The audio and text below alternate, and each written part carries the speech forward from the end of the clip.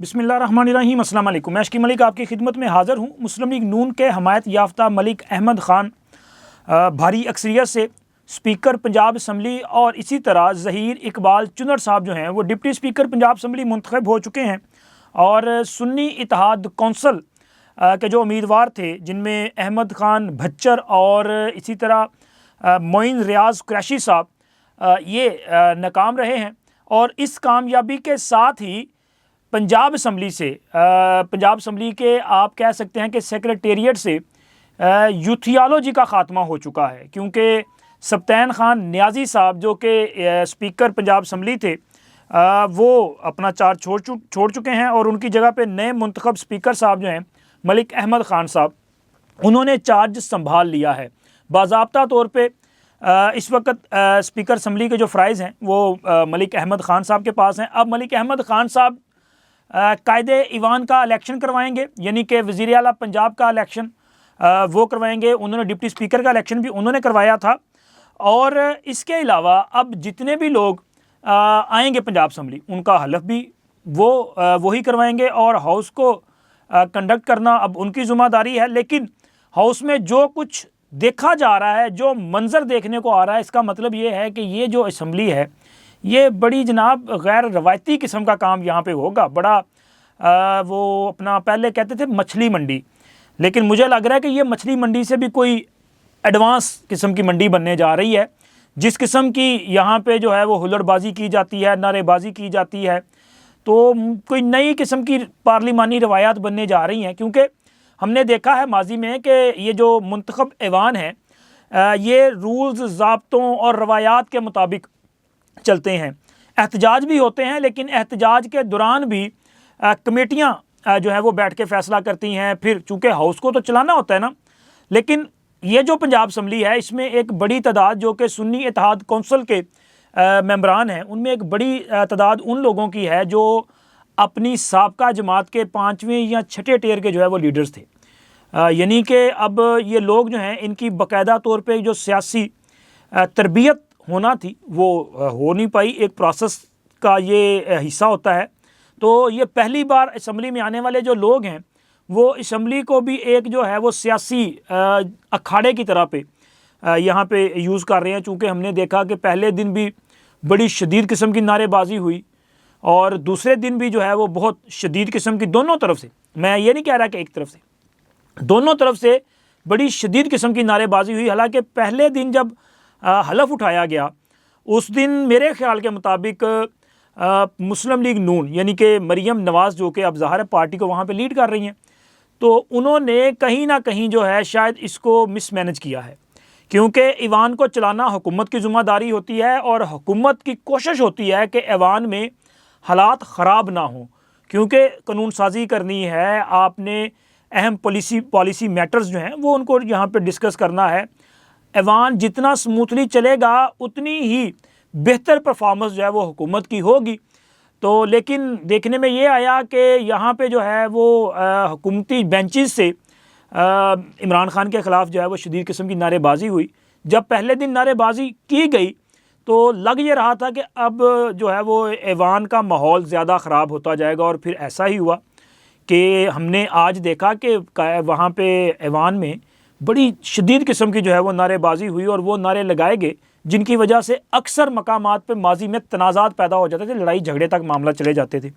तो अब आने वाले दिन बताएंगे कि क्या मुस्लिम लीग नून जो है वो पंजाब असम्बली में किस तरह का मिजाज जो है वो रखती है। अगर तो मामलात को इसी तरह एहतजाज की शिद्दत को बढ़ाते हुए आगे लेके जाने हैं तो फिर मेरा ख्याल है कि हुकूमत के लिए मुश्किलात होंगी, क्योंकि अपोजिशन तो हालात को ख़राब करती है। हुकूमत ने हमेशा जो है वो हालात को नॉर्मलाइज करना होता है ताकि वो बेहतर अंदाज में अपनी परफॉर्मेंस दे सकें। अगर ये लड़ाई झगड़े में चले रहेंगे तो फिर हशर वही होगा जो इमरान खान का हुआ था। तो लिहाजा इस पे जो है वो मुस्लिम लीग नून की क़यादत को सोचना पड़ेगा। लेकिन इसके साथ साथ ये अच्छी खबर ये है कि मियाँ नवाज शरीफ की हुकूमत का ऐलान है। देखिए ना, अगर स्पीकर पंजाब असम्बली मुस्लिम लीग नून का है, डिप्टी स्पीकर मुस्लिम लीग नून का है, वज़ीर आला पंजाब मुस्लिम लीग नून का है, पूरी कबीना जो है वो मुस्लिम लीग नून की होगी, तो ये किसकी हुकूमत है? ये मियाँ नवाज शरीफ की हुकूमत है। इसी तरह मरकज़ में मियाँ शहबाज शरीफ वज़ीर आज़म हों तो वो हुकूमत किसकी है? वो ज़ाहिर है वो मियाँ नवाज़ शरीफ की हुकूमत है। स्पीकर मुस्लिम लीग नून का होगा तो ये हुकूमत किसकी है? मियाँ नवाज़ शरीफ की हुकूमत है। और वैसे भी मियाँ नवाज़ शरीफ और उनकी जमात जो है वो सबसे बड़ी सियासी कुव्वत के तौर पे उभरी है। पंजाब असम्बली में तो मुस्लिम लीग नून का जो फिगर है वो 200 प्लस है ना, और यहाँ पे इनका जो इत्तेहाद है उसकी मजमूई जो तादाद है वो तकरीबन 230 के करीब है। लेकिन मरकज़ में भी ये जो हुकूमती इत्तेहाद है उसकी जो तादाद है या उसकी जो ताकत है वो 200 प्लस बन रही है। वहाँ पर भी उनके पास जो वाज़ेह अक्सरियत है तो लिहाजा वहाँ पे मसला कोई नहीं होगा। लेकिन जो पार्टी पोजीशन है मरकज़ में वो बड़ी ज़बरदस्त हो चुकी है, चूँकि जो मखसूस नशिस्तें हैं, स्पेशल सीट्स हैं, उनकी अलाटमेंट कर दी गई है। हाँ, जिस तरह पंजाब में अभी तक मजमूई तौर पे 27 नशिस्तें खाली छोड़ी गई हैं, इनके हवाले से इलेक्शन कमीशन ने कोई फ़ैसला नहीं किया। इसी तरह मरकज़ और दीगर सूबों में भी यही सिचुएशन देखने में आ रही है कि मरकज़ में भी मखसूस नशिस्तों की अलाटमेंट कर दी गई है, लेकिन चंद नशिस्तें जो हैं वो खाली छोड़ दी गई हैं। उनके फ़ैसला जो है वो बाद में किया जाएगा। ज़ाहिर है सबका इकट्ठा फ़ैसला फिर होगा ना, चूँकि तहरीक इंसाफ या सुन्नी इत्तेहाद कौंसल की जो एप्लीकेशन है या दरख्वास्त है वो इस वक्त तक ज़ेर इल्तवा है। इस पर गौर व खौज किया जा रहा है और मुमकिन तौर पे अगले 48 घंटों के अंदर अंदर जो है इस पर फ़ैसला आ सकता है। लेकिन जो पार्टी पोजीशन मरकज़ में है उसके मुताबिक मुस्लिम लीग नून ने आम इंतखाबात में 75 जो है वो सीट्स जनरल नशिस्तें हासिल की थी और 9 आज़ाद मेंबरान ने जमात में शमूलियत इख्तियार की, जिसके बाद इनकी जो तादाद है वो 84 हो गई। और इसी तनासब से मुस्लिम लीग नून को कौमी असम्बली में अक़लियत की 4 और ख़वातीन की 20 नशिस्तें मिली हैं और इसके बाद ये जो मजमूई तादाद है वो 108 हो चुकी है। यानी कि मुस्लिम लीग नून ने सेंचुरी से ज़्यादा का स्कोर जो है वो कौमी असम्बली में कर लिया है। और दूसरी जो बड़ी सियासी कुव्वत है वो पीपल्स पार्टी है।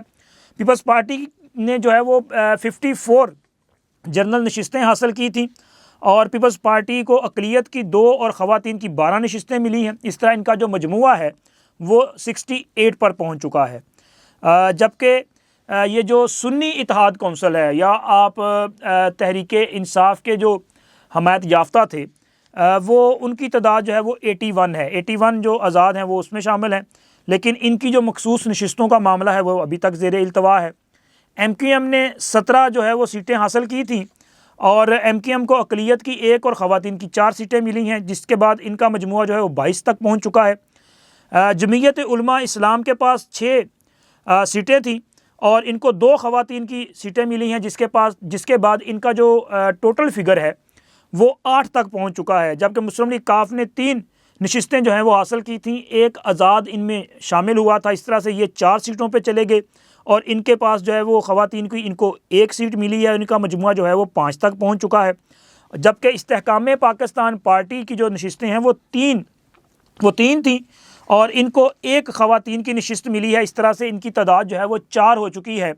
बाकी जो मजलिस वहदतुल मुस्लिमीन है, बाप पार्टी है, मुस्लिम लीग ज़िया है, इसी तरह बलोचिस्तान नेशनल पार्टी है, पश्तूनख्वा मिली पार्टी है, इनके पास 1-1 सीट्स है। जबकि 8 आज़ाद जो हैं वो अभी तक किसी जमात में शामिल नहीं हुए।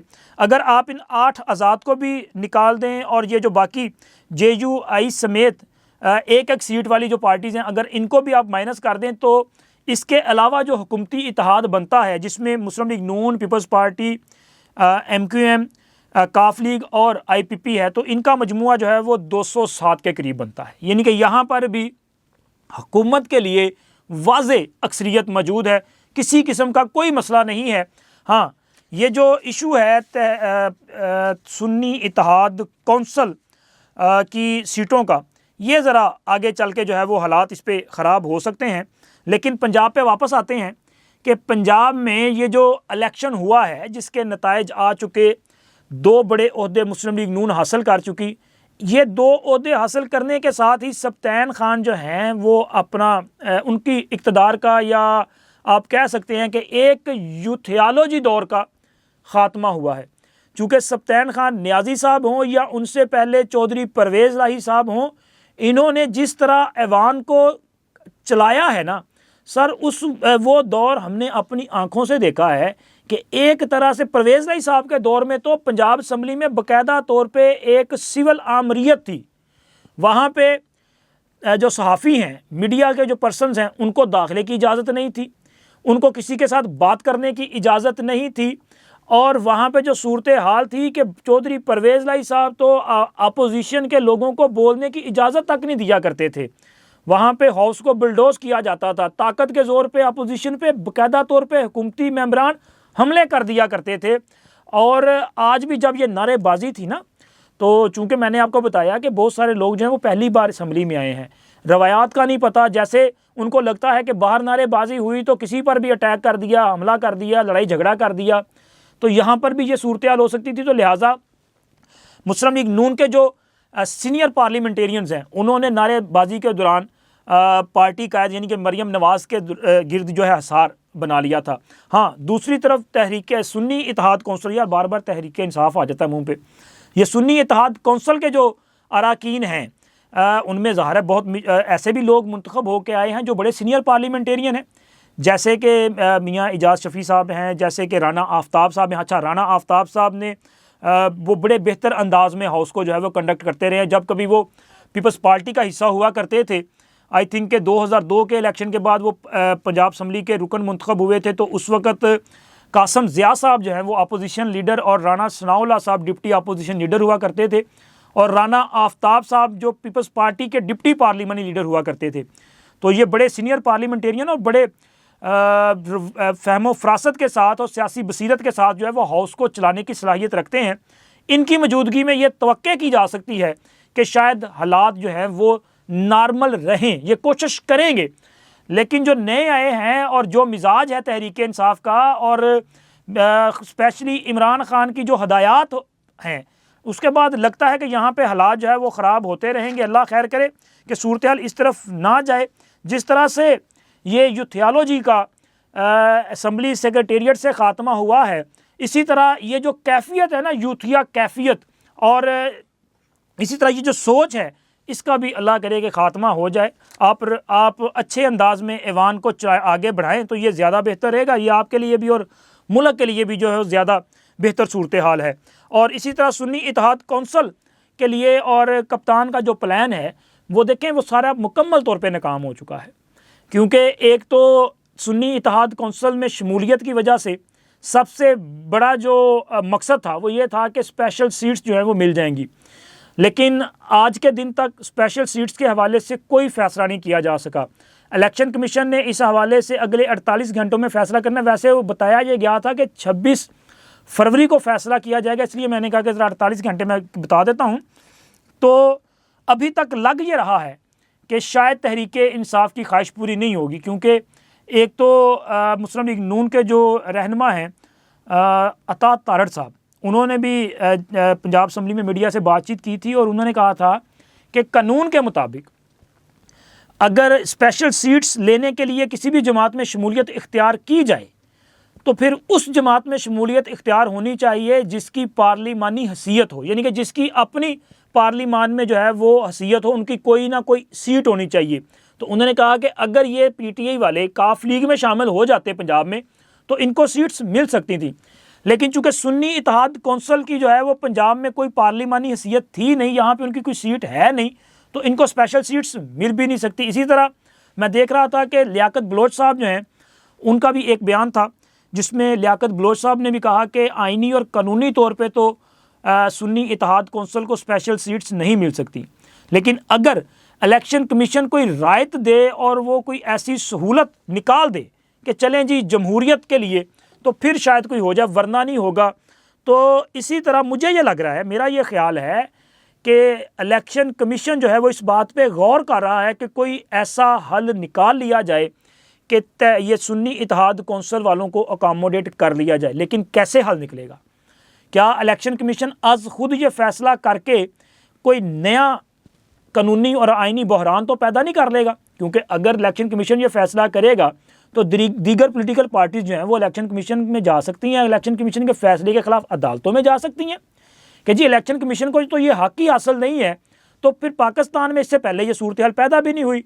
तो लिहाजा मुझे ये लग रहा है कि शायद इलेक्शन कमीशन अज खुद की फ़ैसला करने की बजाय ये मामला चला भेज देगा सुप्रीम कोर्ट में। जब वो फैसला नहीं करेगा तो फिर तहरीक इंसाफ या सुन्नी इत्तेहाद कौंसिल के पास ऑप्शन ये रह जाएगा कि वो चले जाएं सुप्रीम कोर्ट और सुप्रीम कोर्ट से अपने हक में फ़ैसला करवा लें। अगर अदालत दे दे तो फिर इनको सीट्स मिल सकती हैं। लेकिन ऐसी सूरत में एक और मसला पैदा हो जाएगा कि अगर इलेक्शन कमीशन 29 तारीख तक इनको सीट्स अलॉट नहीं करता तो फिर क्या ये हाउस जो है वो इसी तरह से ये खाली सीट्स के साथ आगे बढ़ेंगे या इन सीट्स को कंप्लीट किया जाएगा।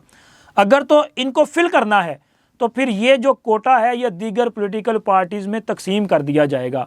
और मेरी इन्फॉर्मेशन के मुताबिक इलेक्शन कमीशन में एक ऐसी दरख्वास्त बाज़ाब्ता तौर पे किसी सियासी जमात ने नहीं दी, लेकिन इंडिविजुअली सियासी जमात के रहनुमाओं की तरफ से यानी कि ख़वातीन की तरफ से ऐसी दरख्वास्त दी गई है कि ये जो सीट्स खाली हैं इन पर इनकी नॉमिनेशन कर दी जाए, क्योंकि उनके नाम प्रायोरिटी लिस्ट में मौजूद हैं।